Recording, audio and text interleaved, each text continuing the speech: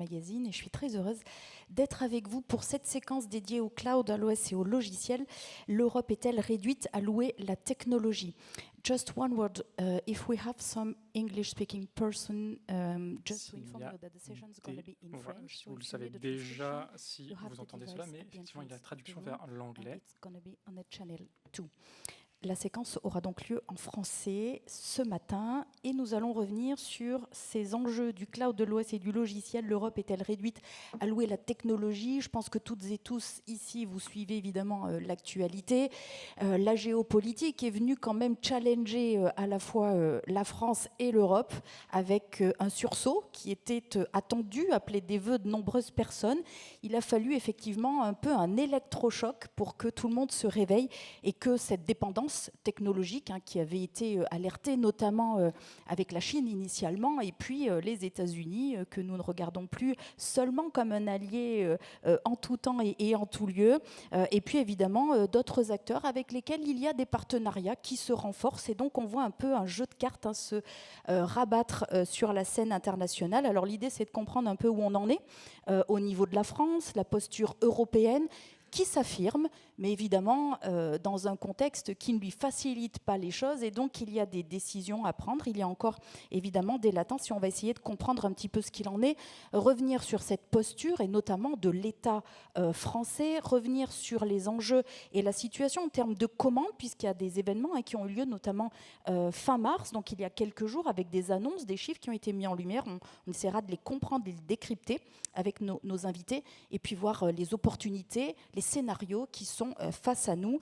avec les invités qui sont à mes côtés. Je les remercie d'avoir accepté cette invitation et c'est un grand plaisir de vous avoir avec moi. Donc Philippe Noton, CEO de Seapearl est avec nous. Philippe, merci d'être notre invité ce matin. Alexandra Iteanu, avocate, merci Alexandra d'avoir accepté notre invitation. Alain Bouillet, qui est juste à côté de moi, délégué général du CESA. Merci beaucoup, Alain, d'être notre invité. Nous avons également plaisir d'accueillir Rénan Choyer. Merci beaucoup d'être avec nous, notre invité, responsable du segment technologique au sein de l'ANSSI, et le colonel Rémi de Gouvion-Saint-Cyr. Merci, colonel, d'être avec nous. Vous représentez aujourd'hui l'Agence du numérique des forces de sécurité intérieure, où vous êtes le directeur de la sécurité et de l'architecture. On démarre peut-être avec un premier état des lieux. On essaye de partir du socle, que nous ayons à peu près les mêmes informations, comprendre où est-ce qu'on en est en 2026 pour ce qui concerne le cloud et donc évidemment un peu plus largement l'OS et les logiciels. Quelques chiffres peut-être sur lesquels on peut partir et voir, les remettre dans un contexte. Je parle notamment de l'événement l'État dans le nuage qui a eu lieu il y a quelques jours seulement, c'était fin mars, avec des offres souveraines européennes qui représentent 70% de la commande publique en 2025. Je pense que ce sont des chiffres que nous n'avions peut-être pas forcément mesurés, en tous les cas dont on n'avait pas forcément conscience. 99% sur le seul périmètre de l'État. Le bilan souligne aussi que les offres européennes standards ont doublé en valeur par an, tandis que le segment du Secnum Cloud, on y reviendra, progresse de 20% en nombre de commandes et 10% en montant. Alors, compte tenu de ces éléments et puis d'un contexte beaucoup plus large, est-ce que la bataille du cloud est-elle encore perdue? Rénan. Merci Mélanie. Donc, ce que vous évoquez là, c'est la partie réconfortante et tout ce qui est à mettre au crédit de la stratégie nationale du cloud engagée depuis 5 ans, donc qui commence à porter ses fruits. Cette stratégie, elle est pilotée à Bercy, elle associe la DINUM et pour l'ANSSI, nous, on gère la partie pilier offre de confiance. Donc il y a toute une partie réconfortante dans le monde du cloud. Je vais faire juste un pas de côté pour la partie, pour tout ce qui est source d'inquiétude. Les sources d'inquiétude, c'est ce qu'on voit nous dans le cloud général. Le cloud général, c'est-à-dire où les proportions que vous évoquez sont totalement inverses, où il y a des situations, que ce soit en termes de part de marché, c'est-à-dire ce que consomment les utilisateurs de cloud, publics ou privés, ce qui existe du côté des investissements des offreurs. On est sur vous connaissez à peu près tous les parts de marché, vous connaissez les investissements colossaux faits par quelques acteurs extra-européens sur ce marché-là. Et pourquoi c'est une source, c'est des chiffres qui se saisissent, parce qu'on parle de montants très importants, de plusieurs dizaines de milliards par an d'investissement, voire quelques centaines de milliards par an au niveau mondial. Et donc, le premier constat, c'est ne pas, être stupéfait ou anesthésié par cette avalanche qu'on nous sert chaque année sur le cloud, qui pourrait nous amener à la conclusion que la bataille du cloud est perdue. A contrario, et c'est pour ça que je mettais en lumière ce que l'État a tracé avec la DINUM, la DGE et l'ANSSI, où on a montré que, à travers une stratégie multivectorielle, on peut renforcer, encourager un écosystème privé. Et un autre point, avant de vous repasser la parole, à l'ANSSI, on évalue et on qualifie beaucoup d'offres de services cloud et on les voit toutes passer. Et il faut, et donc là je m'inscris un peu en faux avec l'idée qu'en Europe ou en France on n'a pas cette richesse technique. Il y a en France et même en Europe, parce que c'est un peu le chiffre la tendance de 2025, un foisonnement technique et des capacités exceptionnelles. Donc aujourd'hui, ça ne se traduit pas encore dans des chiffres de capitalisation ou des chiffres d'affaires, mais on a quelques noms que vous connaissez qui sont à la pointe, mais à côté de ça, vous avez tout un écosystème hyper dynamique, de très bonne qualité. Et donc nous, on juge un peu de ces qualités techniques. Et donc c'est ça, en plus de la stratégie étatique, un autre élément de satisfaction pour dire qu'on a les fondations pour faire quelque chose. Voilà. Merci beaucoup. Renan, ce que vous dites, c'est que finalement, voilà, avec une stratégie mise en œuvre où on fait travailler l'ensemble de l'écosystème ensemble, on commence à voir les premiers fruits qui portent et quelques chiffres qui sont encourageants. Néanmoins, tout cela est à mettre en perspective, et vous l'avez effectivement rappelé, d'un écosystème en face, si je puis dire, qui, lui, a une puissance, a une force de frappe qui est assez importante, historique aussi. C'est depuis près d'une décennie ces investissements-là. Donc, on avance, on progresse, mais quelque part, il faut aller plus vite, parce qu'on est aussi dans un monde où tout va très, très vite. Alain, comment est-ce que, du point de vue évidemment du CESA et de l'ensemble de la communauté finalement des RSSI, on perçoit à la fois cette stratégie, ces avancées qui étaient attendues, mais comment on fait aussi pour aller plus vite? Alors en fait, il y a eu un avant et un après novembre 2024, 24 ou 25, non, oui 24. Je parle de l'élection de Trump. En fait, on allait bon an mal an vers en effet de la cloudification massive des entreprises. Il y a un chiffre qui est sorti, une étude du SIGREF qui parle de 268 milliards par an qui partent directement dans les caisses des États-Unis et qui génèrent évidemment des milliers et des millions d'emplois, etc., qu'on pourrait aussi rapatrier, et pas que seulement que nos données. Il y a aussi tout l'écosystème qui va derrière, 80% des données qui sont dans les clouds américains. Donc on pourrait dire effectivement, disons avant l'arrivée de Donald, on pouvait dire bon bah c'est foutu, voilà, et on continue sur ce trend. En effet, là il y a eu un électrochoc avec l'arrivée de Donald Trump.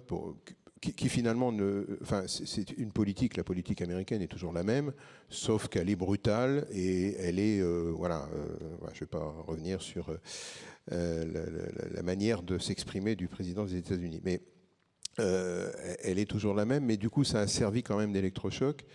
Et en fait, on a vu en effet, d'un seul coup, on s'est réveillé un matin en disant mais bon sang de bonsoir, il y a aussi des solutions en France, en Europe. Vous avez parlé tout à l'heure des solutions de cloud. Je regardais ce matin toutes les solutions labellisées Secnum Cloud, alors OVH, Scaleway, Outscale, Orange, Cloud Temple, enfin bref, je peux en citer d'autres encore. On le verra tout à l'heure sur la cyber, on a aussi des chiffres, mais tout ça pour dire qu'en effet, la bataille n'est pas perdue. Il y a une prise de conscience quand une ville comme Copenhague, par exemple, alors qui est quand même un tout petit peu visée par les soubresauts d'humeur de M. Trump, je parle du Danemark, à cause du Groenland. Quand on voit une ville comme Copenhague qui décide de migrer complètement toute sa panoplie Office 365 vers du libre, afin de devenir indépendant, on voit bien que, je rencontrais une délégation hollandaise hier, ils ont nommé récemment un ministre qui n'est pas que du numérique, mais qui est aussi de la souveraineté numérique. Alors qu'aux Pays-Bas, quand on leur parlait de souveraineté et de dépendance, ils nous riaient au nez pendant pas mal d'années. Donc tout ça pour dire qu'il y a en effet un électrochoc. Il y a d'un autre côté des solutions qui sont là. On voit que le privé bouge. Je rencontrais par exemple quelqu'un du DSI du Crédit Agricole qui a entamé une vraie réflexion, plus qu'une réflexion, une migration de ces process sensibles vers des clouds souverains. Donc on voit bien qu'il y a un mouvement. Alors moi personnellement, ce que j'aimerais bien, c'est que l'État soit un peu plus exemplaire. Quand on a vu que le ministère de l'Éducation nationale a signé en plein marasme autour des questions d'indépendance, re-signe avec Microsoft, on peut dire que l'État peut mieux faire, clairement. On voit qu'il y a des soubresauts encore avec le Health Data Hub qui n'aurait jamais dû atterrir chez Microsoft. Ça, je pense que ce sont des fautes graves de la part de l'État.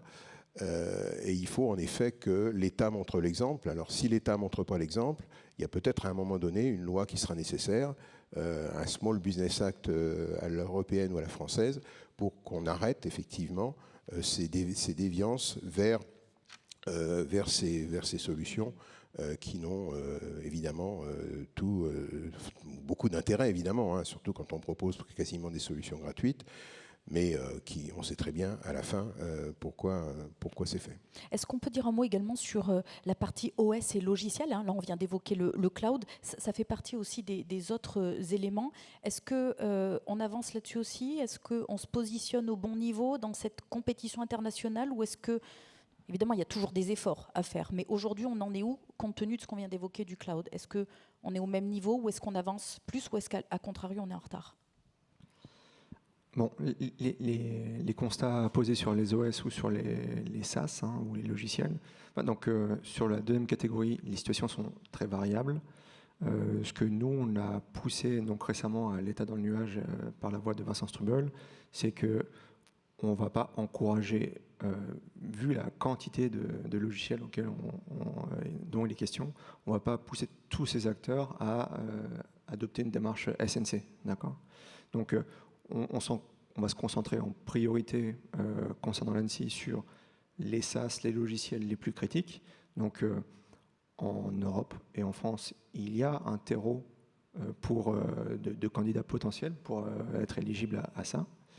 Côté OS, il y a certaines institutions au sein de l'État qui ont adopté ou qui ont fait des migrations, hein, quand je pense à Linux, hein, qui ont adopté une démarche sur le long terme, hein, de migration et de construction d'un système sur base Linux.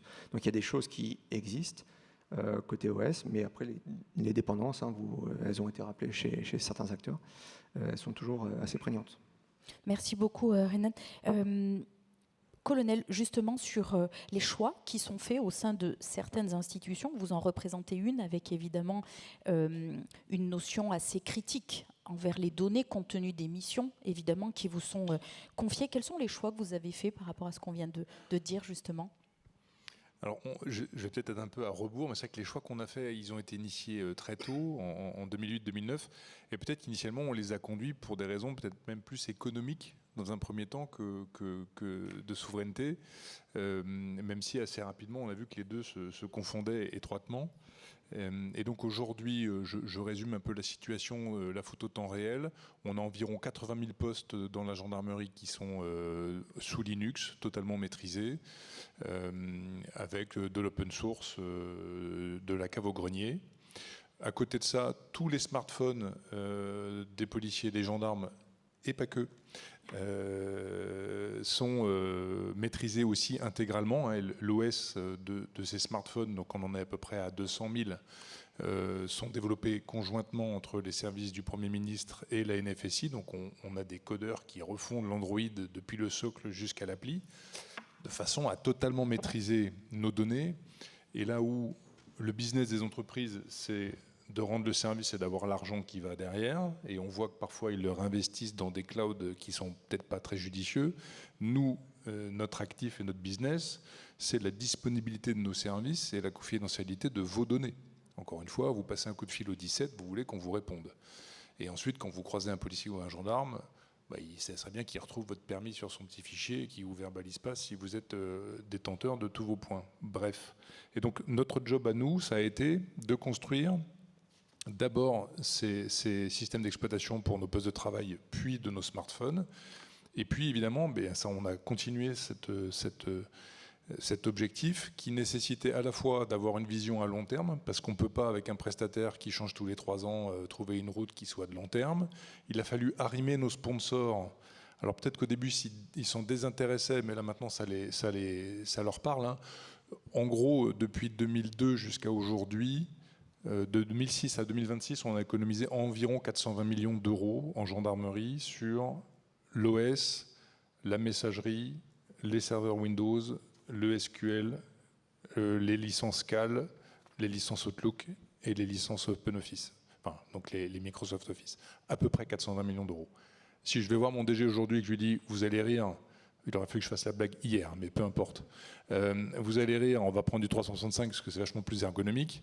Si je lui annonce la même facture pour les 20 prochaines années, c'est juste pas soutenable, au-delà de la souveraineté. Et donc, objectif long terme, un sponsor et une filière numérique qui est en mesure de travailler avec des partenaires et d'avoir cette vision, cette connaissance du legacy pour nous emmener sur ces sujets. Aujourd'hui, on monte une 3e région du cloud ministériel de l'intérieur qui s'appelle le Cloud Pi. On monte cette 3e région en partenariat avec la DTNUM, qui est la DSI de tout le ministère. Nous, on fait la DSI des forces de sécurité intérieure. Et donc, on fait cette 3e région avec eux. C'est un partenariat, il faut que ça soit sans couture.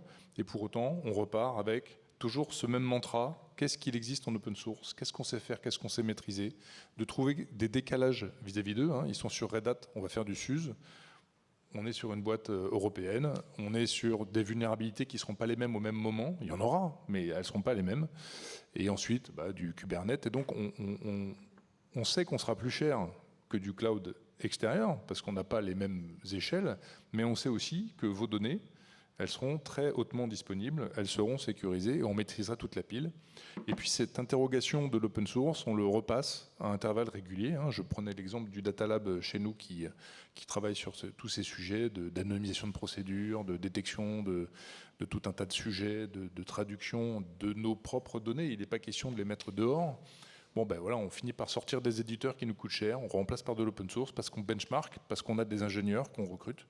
Et donc la filière, je reviens dessus, c'est important pour les entreprises, pour l'État, d'avoir des filières avec de la vraie connaissance métier et une vraie technicité pour faire la jointure des deux et pouvoir avancer sur ces sujets.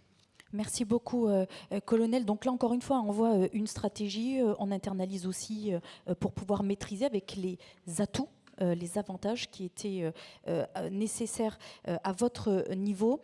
Philippe Noton, vous avez quelque part un peu la même expérience, c'est-à-dire que vous, au sein de votre entreprise, il a fallu que vous créiez la solution dont vous aviez besoin parce qu'elle n'existait pas. Expliquez-nous. Alors tout à fait. En plus, j'ai 3 casquettes aujourd'hui. J'ai l'industriel, j'ai nos besoins en infra et on est fournisseur de composants vu qu'on fait des puces haute performance, c'est-à-dire des microprocesseurs. Colonel, je suis assez flatté parce que j'ai entendu, en fait, il faudrait que je transfère toute ma R&D dans une gendarmerie pour avoir enfin accès à des outils souverains. Donc c'est peut-être une révélation. Pardon.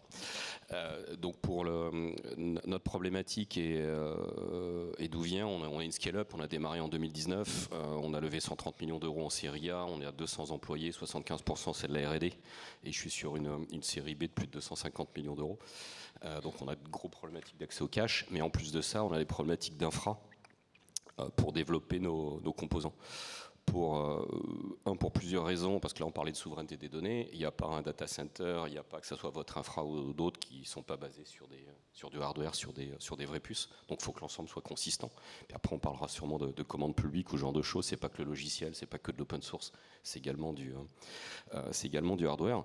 Et quand j'ai commencé j'ai démarré Cyper avec 50 000 euros, donc quand vous avez 50 000 euros à la banque, vous ne pouvez pas faire ce que vous voulez. Et quand j'ai commencé à pitcher pour lever des fonds en 2019, quand vous pitchez pour une problématique qui est souveraine, c'est-à-dire faire des CPU pour des usages data center, défense, etc., et qu'en plus vous êtes français, on va dire oui, mais c'est la souveraineté, ça ne concerne que les Français. Nous en Allemagne, parce que mes premiers pitchs étaient en Allemagne, on s'en fout, en fait, on veut du business.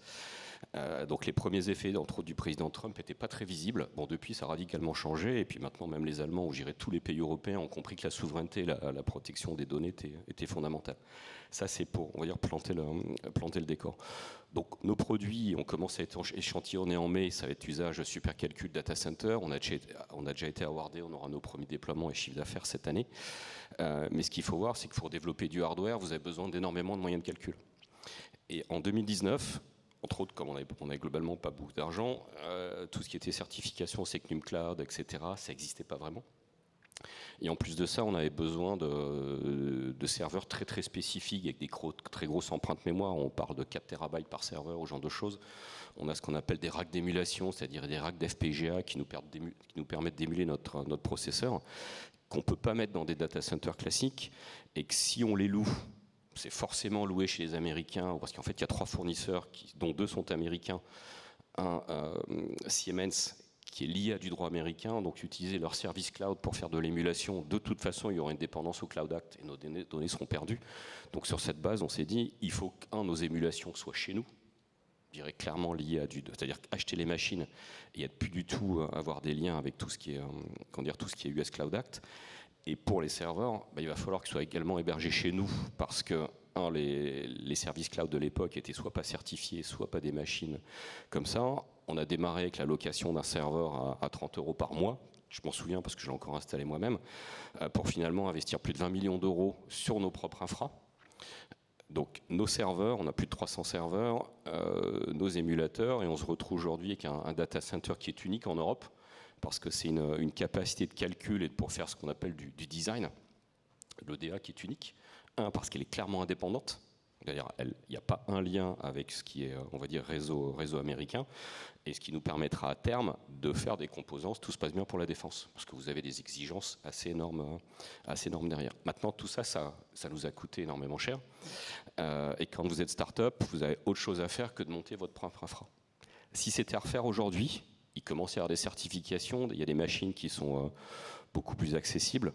On serait plutôt sur un mode, et de toute façon c'est là où on est, sur du cloud hybride, c'est-à-dire toute la partie centrale, la puissance de calcul moyenne va rester chez nous. Et l'idée, c'est quand il y a des pics de calcul pour faire notre conception, on aimerait déverser cette charge de calcul dans un cloud hybride qui va être dans tous les clouds certifiés, que ça peut être du Scaleway, de l'Outscale et ce genre de choses, qui restent à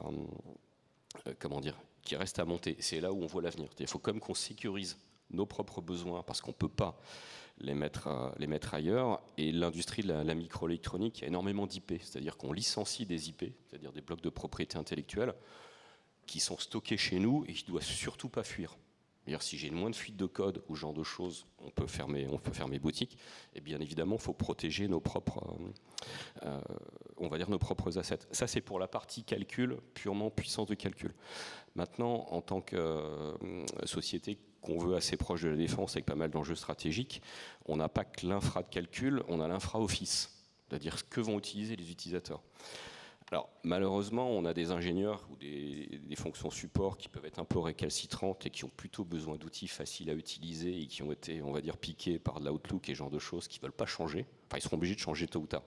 Mais quand vous avez une problématique de recrutement, vous essayez d'avoir du monde, si en plus c'est pour leur imposer des outils qui sont différents, ça passe problème. Donc vous avez sûrement une autorité sur vos effectifs que je ne peux pas avoir sur mes ingénieurs sur un marché qui est hyper tendu. Donc là, on est resté sur des systèmes pour l'instant standards. On a eu un échec avec un système de visioconférence parce qu'il n'était pas intégré, etc. Il marchait une fois sur deux, mais il était français, mais malheureusement pas stable à l'époque. Donc aujourd'hui, on est encore sur des outils malheureusement de visio américains. Donc on demande à tester, qui s'appelle je crois d'ailleurs Visio pour le nom français, mais qui me semble pour l'instant est réservé plutôt à la force publique, mais qu'on aimerait bien avoir accès. Tout ce qui est email, ça a été internalisé, mais ça nous a coûté très cher, parce qu'on est encore resté sur l'exchange, mais de l'exchange on-prem, qui est malheureusement pas du tout mainstream. Donc en fait, on a dépensé quasiment plus d'1 million d'euros en termes d'infra-services pour avoir notre propre système. Mais malheureusement, on a autre chose à faire. C'est bien le problème. Et ce qui manque peut-être ici, entre autres pour toutes les boîtes, globalement BITD, tout ce qui touche autour du monde de la défense, c'est des systèmes pour proposer des services mutualisés que toutes les boîtes de défense, surtout les PME, pourraient utiliser. C'est-à-dire dans ce cas-là, on ne pose pas de pression parce qu'on ne pose pas de questions par si ça a été certifié par le bon ministère. Idéalement, je serais ravi d'héberger mes emails au sein de votre ministère, parce qu'on se pose question, ça marche, etc. Quitte à payer 2 à 3 fois plus cher par mois et par utilisateur, je demande que ça, parce que j'ai autre chose à faire que de gérer cette infrastructure. Ce que vous évoquez là, finalement, c'est ce que vous avez été, vous, en capacité, dans le temps, d'investir pour avoir ces solutions. On comprend bien que d'autres entreprises de taille plus modeste n'ont pas ces moyens-là. On était modeste au début. Voilà, on a dû gérer les problèmes. Vous avez pu finalement avoir ces millions à investir. Aujourd'hui, il y a des PME qui sont au stade où vous en étiez précédemment et qui n'ont pas ces moyens-là. Ce que vous appelez de vos voeux, c'est finalement, c'est ce que je comprends en filigrane, c'est qu'un ministère régalien puisse avoir cette tutelle finalement de le proposer pour que les PME puissent y accéder. C'est ce que vous proposez. Et je demande que ça soit gratuit. Je suis payé beaucoup plus cher par mois et pour un utilisateur, mais simplement on bénéficie d'une infra qui est sanctuarisée, qui va proposer tout ça. Colonel, est-ce que c'est quelque chose qui serait... Alors, est-ce que techniquement c'est possible, faisable? Est-ce que juridiquement ça l'est aussi? Alors, juridiquement, je vais laisser la parole à ma voisine de droite, mais absolument pas, hein, puisqu'on n'a pas le droit de faire une concurrence déloyale aux acteurs privés, donc l'État ne peut pas fournir, en l'occurrence, nous, un service. C'est là où justement le service Visio dont vous parliez tout à l'heure est sur un chemin complexe. Et ensuite, c'est une partie du nœud du problème. C'est-à-dire que quand on parle de souveraineté, c'est pas défini. Quand on dit la commande publique doit avant tout être souveraine, c'est pas non plus défini dans le code. Et ça fait reposer sur l'acheteur public la responsabilité de comment est-ce qu'il comprend la note qui a été dictée. Je rappelle qu'il est responsable sur ses deniers personnels d'une entorse au code de la commande publique devant la Cour des comptes et sa chambre du contentieux, s'agissant d'une juridiction financière. Donc, il faut aussi assainir le sujet si on veut être pragmatique, hein, parce qu'on peut envisager des choses, mais on ne peut pas faire un cadre juridique qui dit c'est pas possible et ensuite faire des annonces qui le rendent complexe. Donc on serait ravis de pouvoir offrir ce service. Je ne crois pas que ce soit possible. Et puis on a déjà nos petits sujets à nous en interne de mener de front tout ce que je viens de décrire, y compris nos courriels, sur lesquels, par exemple, notre client de messagerie, il est complètement obsolète, donc on est en train de s'intéresser à comment on le fait. Et nous-mêmes, on se dit, c'est pas notre cœur de métier de faire du mail. Notre cœur de métier, c'est de faire de l'empreinte digitale, de faire de l'enquête judiciaire, de faire de l'intervention. Et donc on a les mêmes questions que vous, mais c'est vrai qu'on a peut-être dans la conduite du changement quelques facilités avec notre statut militaire. Mais... Merci beaucoup, colonel. Justement, sur la partie droit, Alexandra, et on revient évidemment peut-être en priorité sur les éléments qui étaient abordés, et cette notion de souveraineté qui est absolument clé, parce que quand on parle du droit aujourd'hui, on parle souvent de l'extraterritorialité du droit, et là on a des outils, des mécanismes européens, notamment avec des transpositions parfois dans le droit des États membres, qui traitent ce sujet. En revanche, comme la souveraineté finalement n'existe pas ou n'est pas définie au sens du droit, on a beaucoup de mal finalement à l'adresser. C'est un peu ce que disait le colonel. Donc là, on aimerait avoir votre expertise, évidemment. Oui, alors totalement déjà, c'est vrai qu'il n'y a pas de définition juridique du mot souveraineté. C'est un mot qui est politique aujourd'hui, qui est marketing. Quand on voit qu'il y a un Microsoft ou un Amazon qui font des offres souveraines, on se pose la question et clairement, ça vide de sens le terme. Donc aujourd'hui, c'est vrai que nous, on voit, les entreprises, elles sont un peu entre le marteau et l'enclume. Elles sont entre des prestataires IT comme Amazon, etc., qui leur imposent des conditions générales d'utilisation, et de l'autre, du législateur et des autorités de contrôle qui les sanctionnent si elles ne sont pas conformes, etc. Mais encore faut-il savoir à quoi on se conforme. Et c'est vrai qu'on a beaucoup cette question. On voit que les entreprises, elles ont envie d'avoir recours à des outils souverains, mais la définition même est compliquée. On le voit. Alors nous, on a essayé d'établir des critères de comment est-ce qu'on va vers un outil souverain. Le premier critère qui nous semble le plus évident, et tout le monde l'a rappelé autour de cette table, c'est qu'il faut déjà comprendre qu'on est en présence de données critiques. Et données critiques, c'est pas forcément les données de santé, même si ça en fait partie, ou les données personnelles, c'est aussi toutes les informations stratégiques des entreprises, des organismes publics, etc. Déjà, quand on a compris qu'on a quelque chose à protéger, on n'a pas la même réaction et on ne confie pas de la même manière à n'importe qui ces données. Une fois qu'on sait qu'on est en présence de données critiques, encore faut-il savoir à qui on va les confier. Donc on va les confier à un fournisseur certifié, par exemple SecNumCloud, ou alors qui a, dans ces conditions générales, au moins désigne un juge français et qui met la loi française comme applicable. Pourquoi c'est important? Parce que si jamais il y a un conflit, un litige, etc., qu'il y a une suspension de service, qu'il y a une ingérence, etc., vers qui on peut se tourner quand dans les conditions générales de ces grosses plateformes, on sait que c'est le tribunal arbitral de Californie qui est désigné et le juge américain. C'est un vrai problème qu'on a aujourd'hui et face à ça, malheureusement, on sait que les contrats de ces grosses plateformes sont ce qu'on appelle des contrats d'adhésion. C'est des conditions générales qu'on ne peut pas ou très peu négocier. Et donc, comment on fait quand on est français et qu'on veut négocier ce genre de contrat? Eh bien, il faut passer par des lois d'ordre public. Et c'est à ça que servent aujourd'hui le règlement comme le RGPD ou le règlement européen comme le Data Act. Ça va permettre aux législateurs d'influer directement sur ces conditions générales pour donner un peu plus d'équilibre et un peu plus de marge de manœuvre pour les entreprises utilisatrices aujourd'hui. Et nous, on le voit au cabinet, on a aujourd'hui des outils juridiques pour se défaire un peu de cette dépendance, etc., grâce à ces normes-là qui existent aujourd'hui. Et juste pour revenir rapidement sur la certification SecNumCloud également, on voit que les entreprises sont perdues. Et comment est-ce que, d'une certaine manière, elles s'y retrouvent? Elles vont vers des organismes qui sont certifiés. Je rappelle que la certification SecNumCloud, ce n'est pas une certification qui est obligatoire.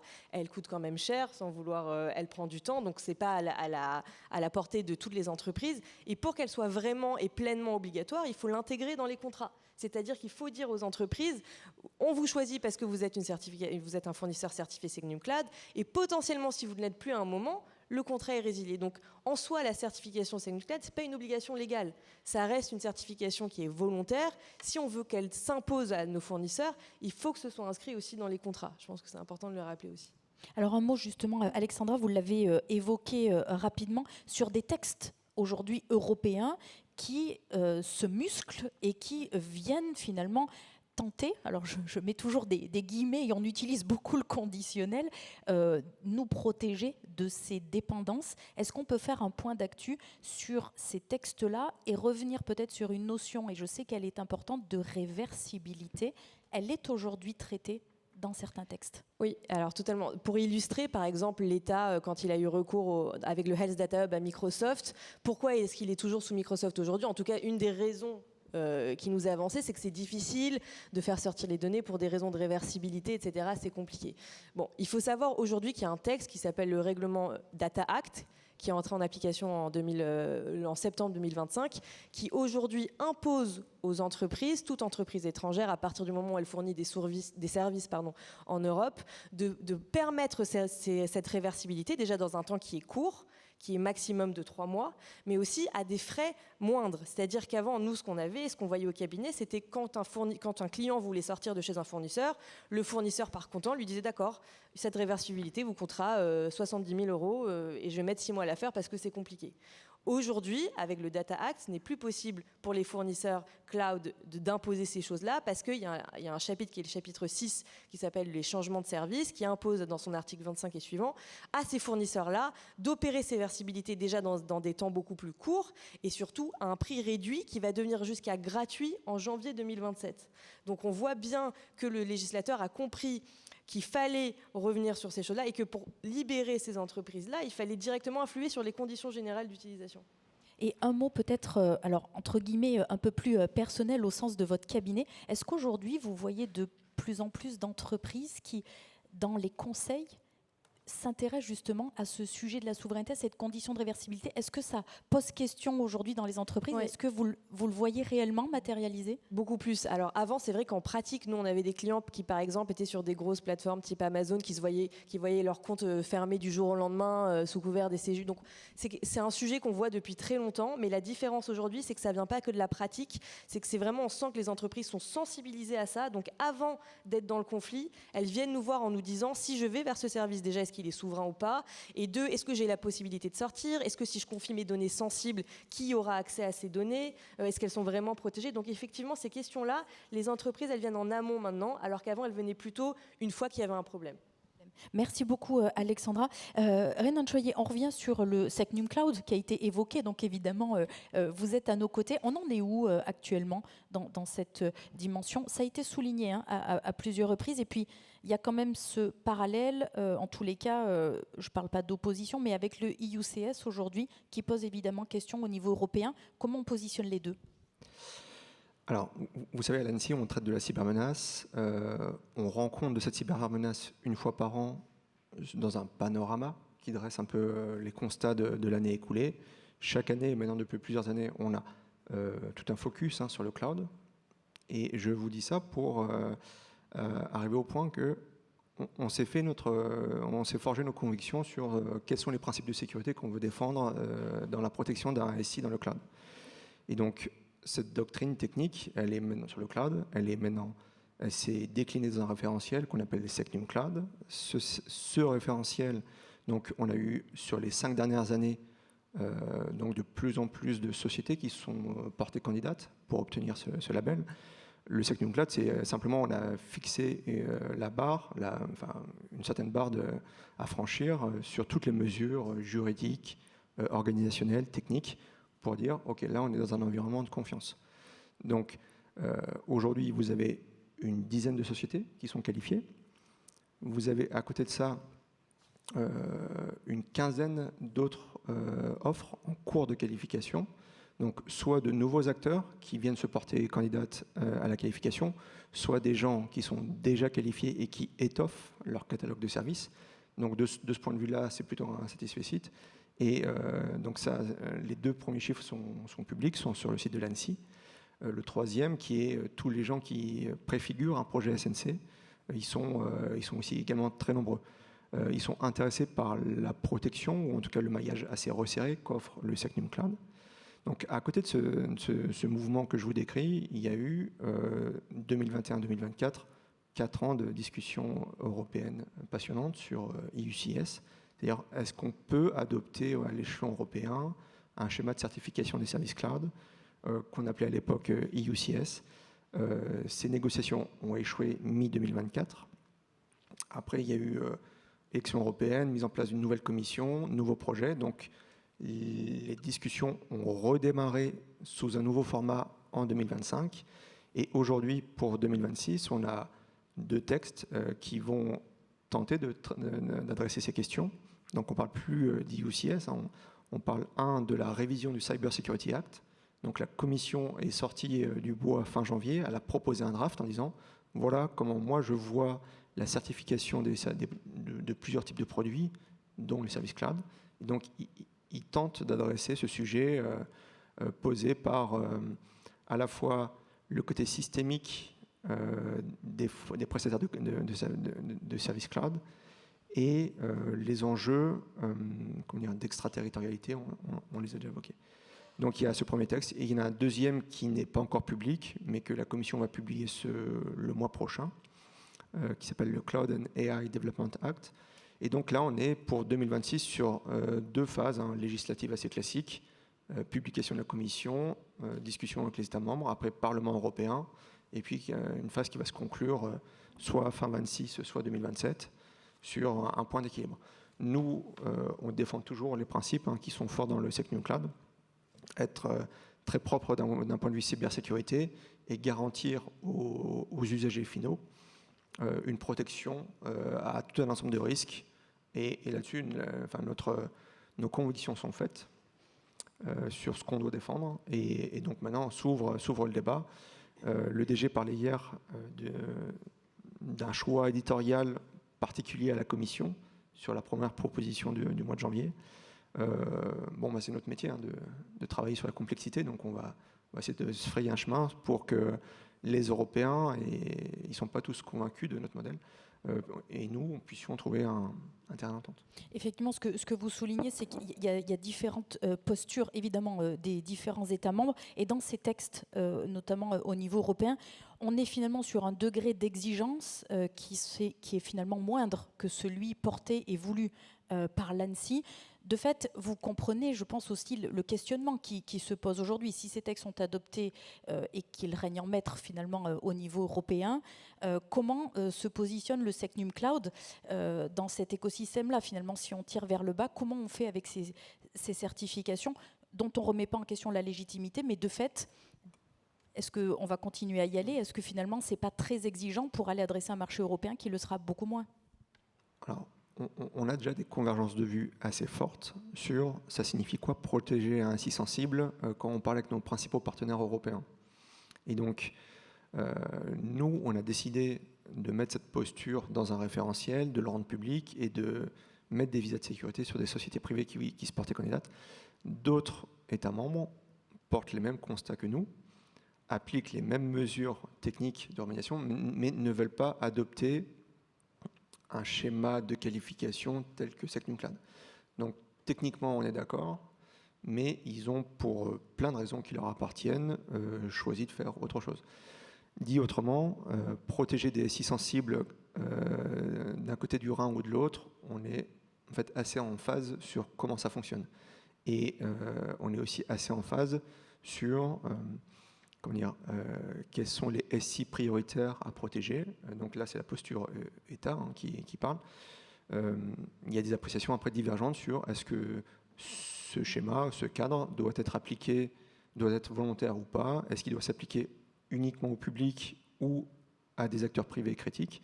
Et là-dessus, vous avez toute une palette d'avis en Europe. Deuxième point d'analyse, c'est que sur les 27 États membres, certaines disposent d'un écosystème numérique très développé, mais ce n'est pas le cas d'un grand nombre d'entre eux. Et donc les sujets ne se posent pas de la même manière. C'est-à-dire que si vous n'avez pas un écosystème qui vous permette de vous garantir une alternative à la situation qu'on a pu décrire au début de cette table ronde, ça peut poser problème. Merci beaucoup, Renan. Alain, quels impacts de tout ce que l'on vient de dire dans le quotidien des RSSI et des CISO? J'ai 3 heures. Alors, on va devoir être un petit peu plus concis, ce sera 4 minutes. Plus sérieusement, non, effectivement, il y a beaucoup de choses qui ont été dites. Je voudrais juste revenir un tout petit peu sur ces questions de Secnum Cloud, de données sensibles, etc. C'est vrai que depuis le Move to Cloud, finalement, ce qui nous a surtout intéressé, enfin, quand je dis nous, les RSSI et les juristes et pas que, c'est finalement, est-ce que mes données sensibles vont être accédées par des yeux curieux avec ce que moi j'appelle des permis d'espionner, qui sont les lois extraterritoriales américaines.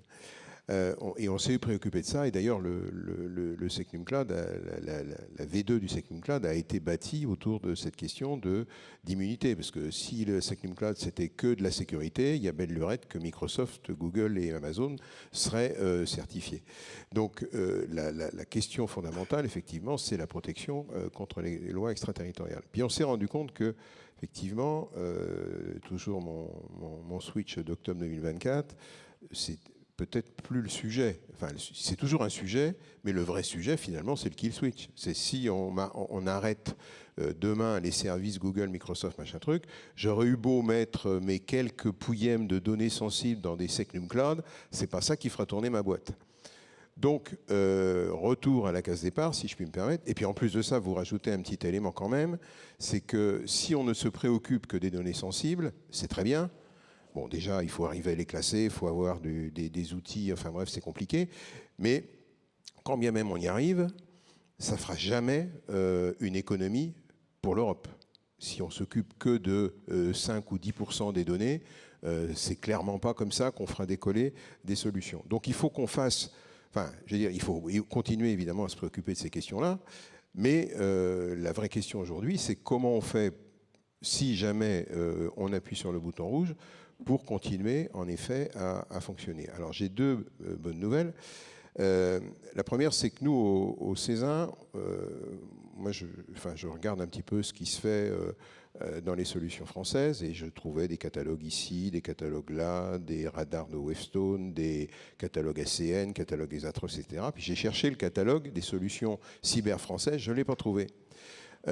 Donc j'ai appelé mon ami de Galzin d'Exatrust et je lui ai dit mais comment ça se fait qu'on n'a pas un truc qui regroupe l'ensemble des solutions.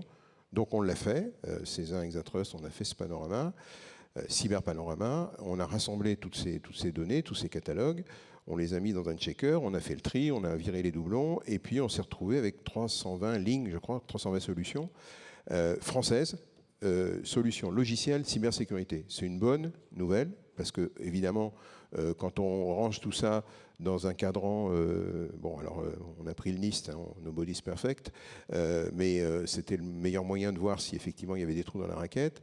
Et on s'est rendu compte, la bonne nouvelle, c'est qu'on a à peu près tout ce qu'il faut pour couvrir le spectre cyber des entreprises en France. Alors après, est-ce que les solutions... Et ça, c'est la mauvaise nouvelle, c'est-à-dire qu'il y a 320 solutions, c'est très riche, c'est très dynamique, etc. Mais la mauvaise nouvelle, c'est qu'il y a 320 solutions et que c'est beaucoup trop et qu'il faut arriver, en effet, à agréger tout ça, plateformiser, etc. Alors, une fois qu'on a dit ça, on voit bien que, on a toujours j'entends toujours la même litanie depuis des années. C'est français, donc c'est moins bien, c'est plus cher, ça passe pas à l'échelle, le support est pas follow the sun, etc. Bon, ok, c'est plus cher, c'est faux. Alors là, je peux vous faire toutes les démonstrations possibles, imaginables. Quand vous êtes pieds et poings liés avec une solution américaine qui vous augmente de 40% les licences tous les ans, ce sera peut-être moins cher la première année, mais la troisième et la quatrième, le DSI sera parti entre-temps, mais la facture aura augmenté. Donc cet argument-là ne tient pas. Deuxième argument, on ne savait pas que ça existait. Ben, maintenant, il y a un cyber-radar, cyber-panorama, et donc on l'a fait. Passage à l'échelle. On parlait tout à l'heure de solutions bureautiques, etc.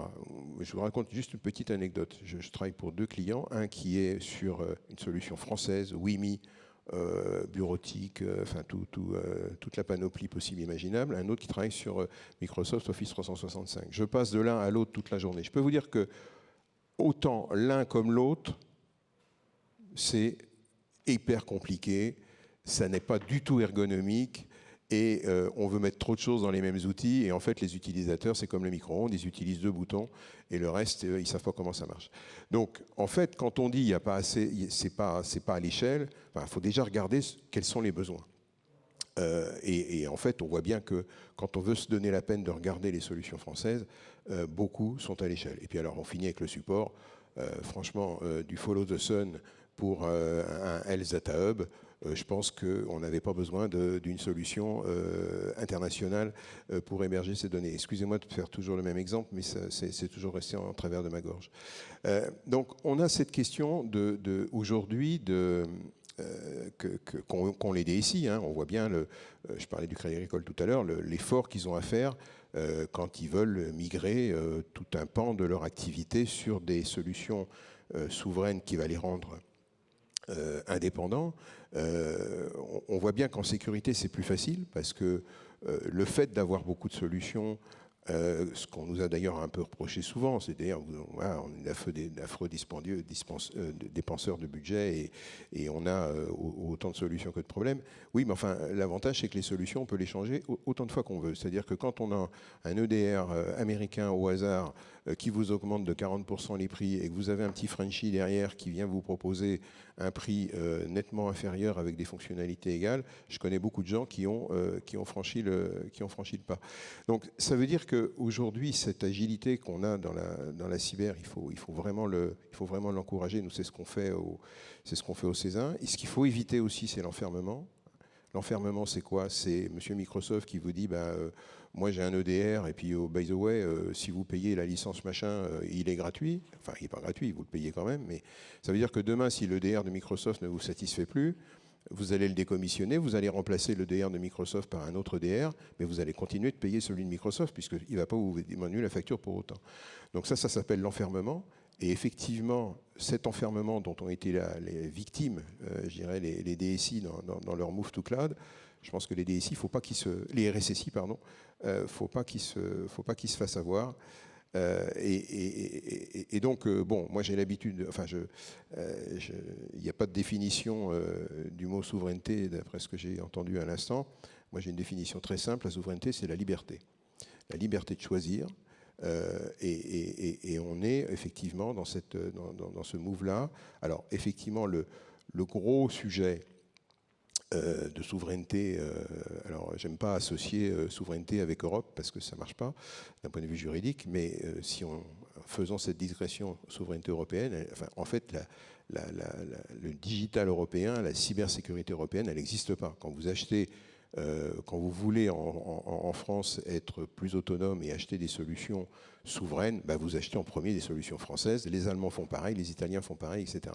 Donc il n'y a pas réellement, et c'est ça le gros problème aujourd'hui, c'est qu'il n'y a pas réellement de marché européen, en tout cas pour la cyber, et c'est peut-être ce shift-là qu'il faut arriver à déclencher. Un mot, Alain, sur l'indice de résilience numérique, également le programme qui s'appelle, enfin le projet Horizon numérique 2030. Ce sont 2 actions aussi importante sur ce sujet. Alors, je suis pas tout à fait légitime pour en parler, mais un tout petit peu quand même en tant qu'ancien patron de la cyber de la Caisse des dépôts, puisque la Caisse des dépôts est à l'origine de ces 2 initiatives. Alors l'IRN, c'est quoi? C'est pas un examen médical, hein.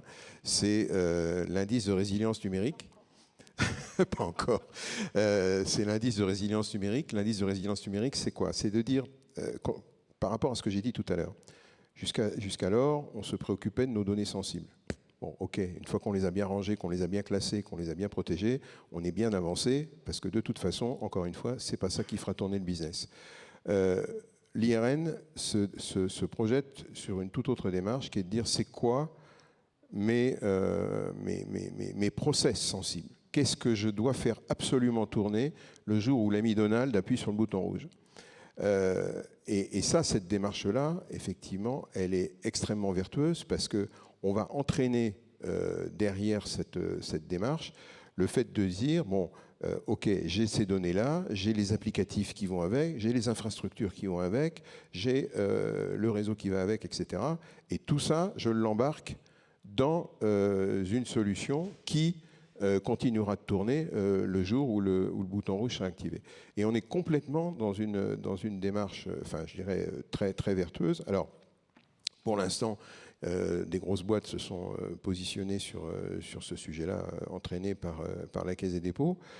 Nous, au Césin, on s'intéresse à cette question parce que dans l'IRN, il y a forcément une composante cyber qui, je dois l'avouer, au début, n'était pas tellement présente, enfin en tout cas, était un peu cachée. Donc on a aidé l'IRN à s'occuper de la cyber aussi. Et nous, on va peut-être, côté Césin, vraiment mener une action spécifique autour de la cyber, sans attendre forcément les conclusions de l'IRN, mais en allant dans la même démarche, c'est-à-dire de dire, bah, finalement, dans mes process sensibles, qu'est-ce qui les protège en termes de cyber et qu'est-ce qui serait utile de libérer en termes de... Alors, Horizon, oui, Horizon numérique 2030. Donc ça, c'est un grand projet d'investissement de la Caisse des dépôts. Je crois que c'est 18 milliards d'euros qui seront mis sur la table. Là, l'idée, c'est de véritablement accélérer la transformation numérique de l'économie française.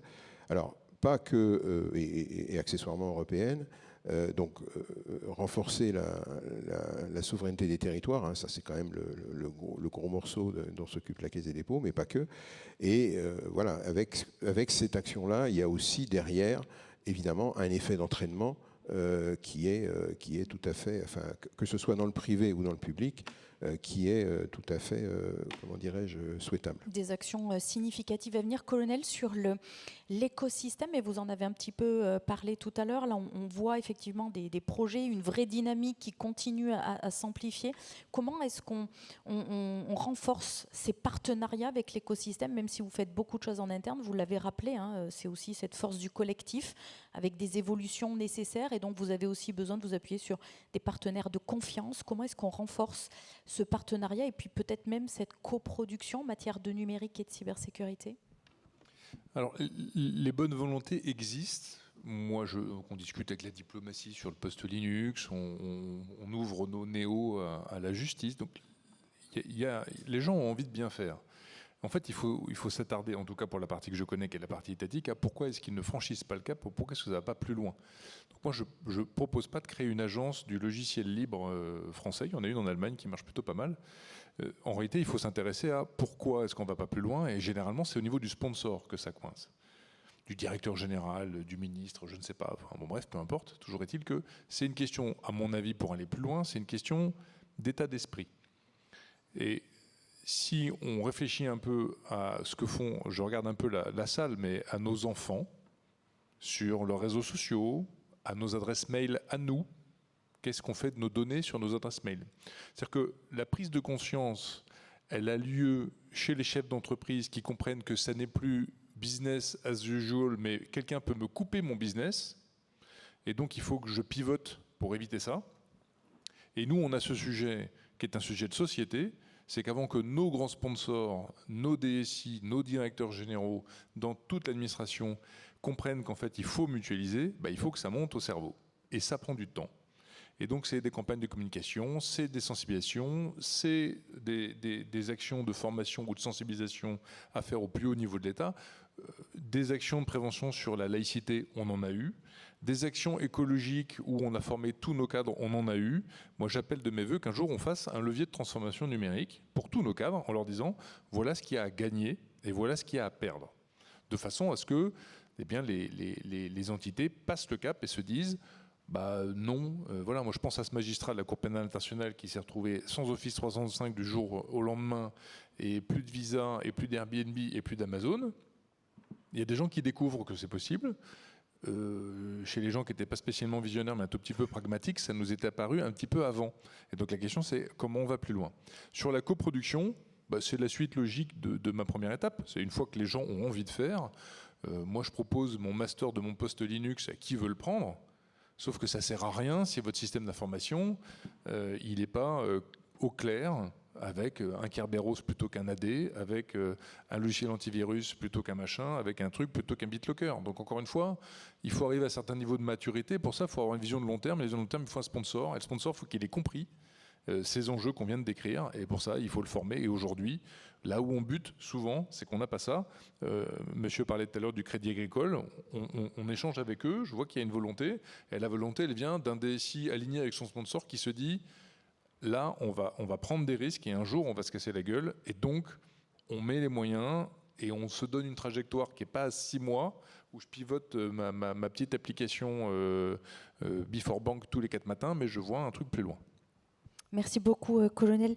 Philippe, notons sur ce sujet, finalement, on comprend bien que oui, il y a des enjeux techniques, il y a des enjeux humains, il y a des enjeux quand même qui sont politiques derrière tout ça pour faire évoluer l'ensemble des choses, l'ensemble de cette trajectoire. Il y a des décisions qui ont été prises, notamment en faveur des entreprises. Je pense à la directive Le Cornu qui est sortie il n'y a pas forcément très longtemps, qui était appelée des vœux depuis longtemps, qui, ça y est, se matérialise. Là, encore une fois, alors évidemment, je ne me permettrai pas de dire que le colonel faisait référence, évidemment, à notre institution et notamment à notre Premier ministre, mais néanmoins, on voit que, ça y est, la prise de conscience, elle arrive au plus haut niveau de l'État. Il y a une prise de conscience, ouais. Dans mon cas, j'ai vu une évolution énorme là, sur les dernières années. Maintenant, c'est une directive, c'est pas une loi. Et comme c'est du commercial, c'est entre autres lié à tout ce qui se passe à Bruxelles. Alors, il y a des points qui évoluent à Bruxelles, entre autres Stéphane Séjourné, là, qui travaille sur le European Buy Act. Et pour moi, la solution va être plutôt là. Ça ne sert à rien de faire une réglementation en France si Bruxelles ne suit pas, vu qu'elle ne sera pas applicable. L'European Buy Act, si on suit ce qui se passe, si on suit la vision, c'est que surtout sur la base de marché public et d'argent public, c'est de router une partie des achats vers des boîtes européennes. Ce qui est le minimum à faire, ce que les Japonais, les Chinois, les Américains font depuis des années, enfin, surtout aux États-Unis en ce moment avec l'America First, et les Européens, pour reprendre les propos de membres du Parlement avec lesquels on discute, ont toujours été les idiots du village, en fait, sur ça. Quand vous parlez de réciprocité à Bruxelles, alors il y a 5 ans, c'est un mot qui était interdit. Aujourd'hui, on peut le parler sans qu'il nous passe par la fenêtre. Maintenant, à la fin du meeting, ils vont dire « Oui, mais si on fait ça, les Américains vont gueuler ». C'est sûr qu'AWS a 15 lobbyistes à Bruxelles. On en parlait tout à l'heure, mais quand AWS va annoncer des milliards d'investissements en Allemagne, là je crois qu'on arrive à 30 milliards cumulés en Espagne, on sent qu'il se passe quelque chose en backstage. Et le paradoxe qu'on a, c'est que ça soit en France, il y a énormément de CIR, il y a énormément de support aux entreprises, donc ça marche plutôt bien.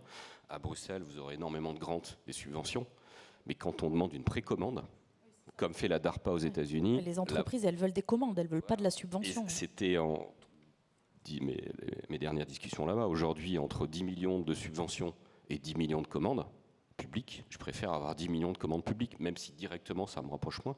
Mais que 10 millions de commandes, je peux aller voir mes investisseurs, je peux les rassurer, oui, c'est-à-dire qu'on a une techno qui marche, elle est demandée, même si c'est une commande qui est conditionnelle à performance, à livraison dans les temps, etc.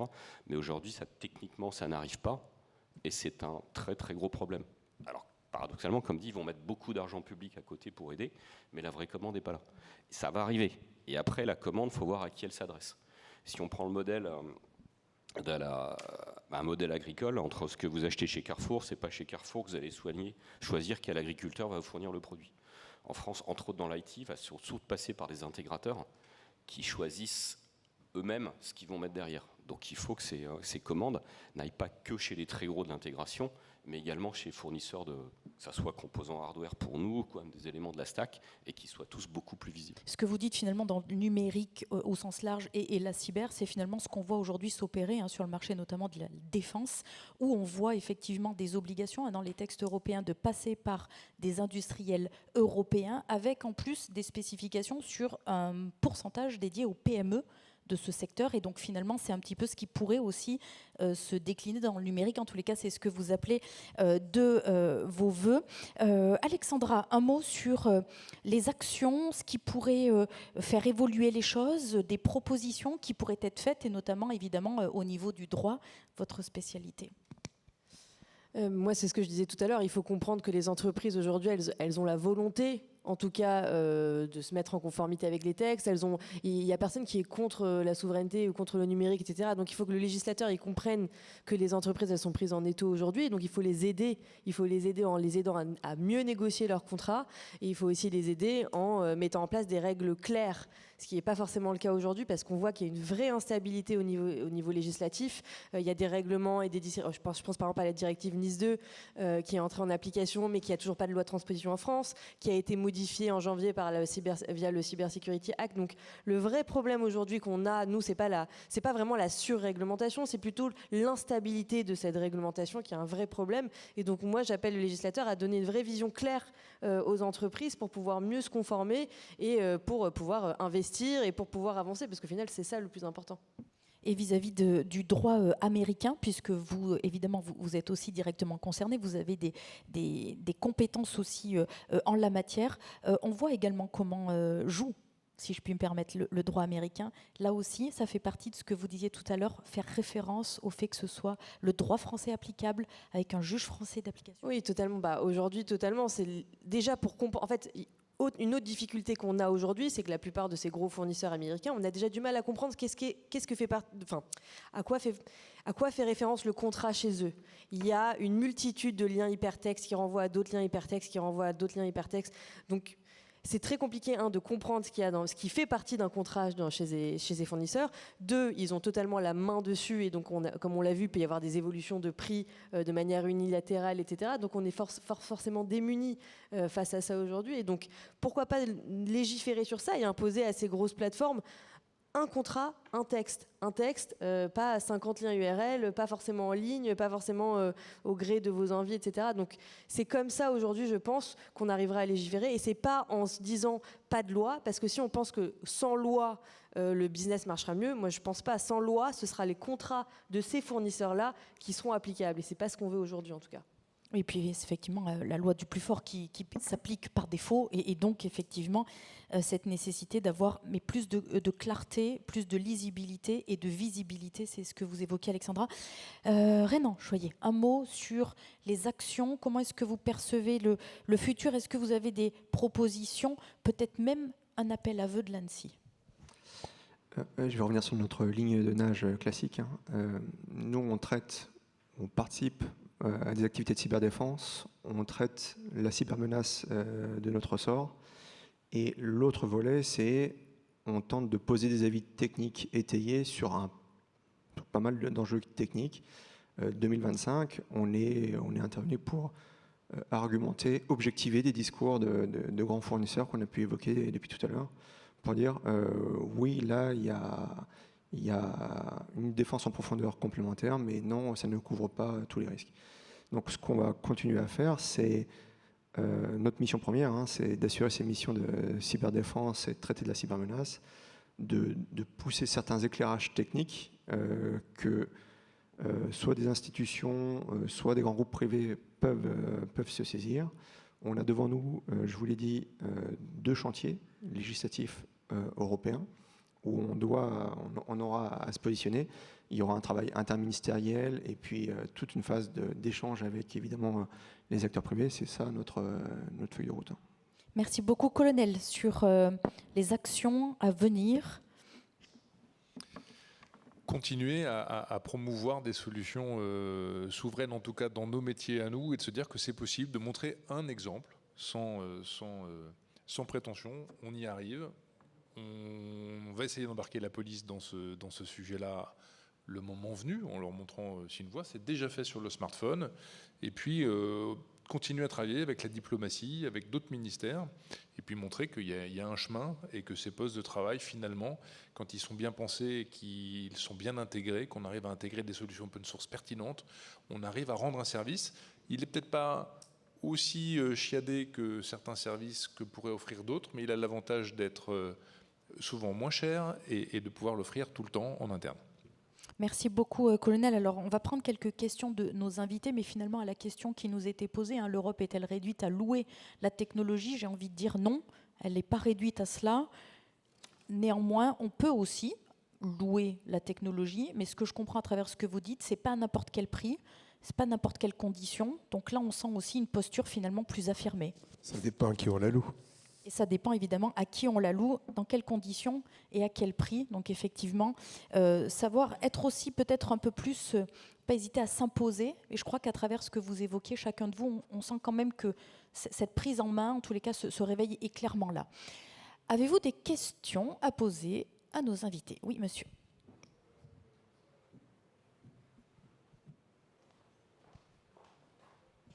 Merci beaucoup. Moi j'habite Bruxelles, j'ai un commentaire et j'ai 2 questions, dont une peut-être qui pique. Le premier commentaire, c'est par rapport à AOS. Vous n'avez pas idée de la taille des panneaux et de la quantité des panneaux sur le cloud européen qui sont apparus la semaine dernière autour de la Commission européenne. C'est absolument incroyable. Vraiment, qui vantent le cloud. Donc quand on parle de lobbyisme, je crois que c'est vraiment là de façon très concrète. La deuxième question, plutôt pour vous, maître. Moi j'ai vu passer en octobre un framework sur la souveraineté. Ouais, le score de souveraineté, je trouvais ça pas mal fait. Comment vous voyez ouais. Pas mal fait parce qu'il est court. Oui, c'est vrai que ça change des règlements et des directives, on est d'accord. Oui, alors effectivement, en octobre 2025, la Commission européenne a publié ce qu'elle appelle un score de souveraineté avec, je crois que c'est 8 critères qui sont des critères par rapport aux sous-traitants, à la localisation, au matériel aussi, etc. Moi, je suis pas fan parce que déjà, je trouve que c'est... Et alors à la fin, moi qui suis juriste, il y a une sorte de formule mathématique. Je vous passe voilà. Je trouve que c'est bizarre de mettre... Alors la souveraineté, pour moi, c'est quand même quelque chose qui est très juridique. Je ne veux pas presser pour ma paroisse, mais mettre des pourcentages sur chacun de ces critères et mettre que 20% sur le juridique et l'extraterritorialité des lois, pour moi, c'est de vider de son sens ce score-là. Alors effectivement... Je comprends qu'on ait envie de se rattacher à ça parce que c'est très compliqué, etc. C'est une bonne initiative, mais je le trouve un peu vidé de son sens à cause de ces pourcentages-là et difficile à contextualiser en tout cas aujourd'hui. Ok, merci. Et la dernière question qui pique peut-être un peu, mais c'est une question d'exemplarité, hormis le colonel Gouvion, qui parmi vous a son poste de travail en Linux ?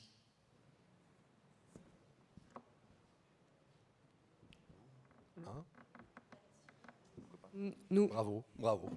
Merci. Y a-t-il une autre question pour nos invités? Pas d'autres questions? Eh bien, merci beaucoup d'avoir été nos invités ce matin. C'était un plaisir de vous compter parmi nous. Évidemment, pour moi, un plaisir de vous accompagner. Je vous souhaite une très belle journée. Merci à vous d'avoir été avec nous. Belle journée à tous.